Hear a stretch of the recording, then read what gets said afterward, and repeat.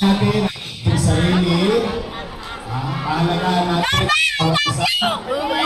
Kahit kumulan ngayon,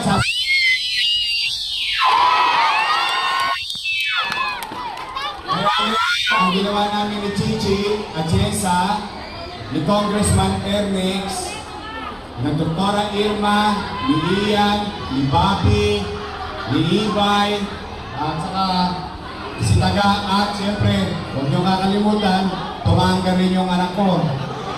Kaya lang kasuwahin.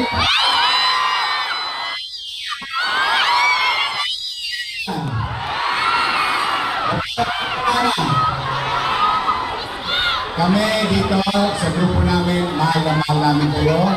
Pero bago tayo magsimula, meron lang akong pakiusap.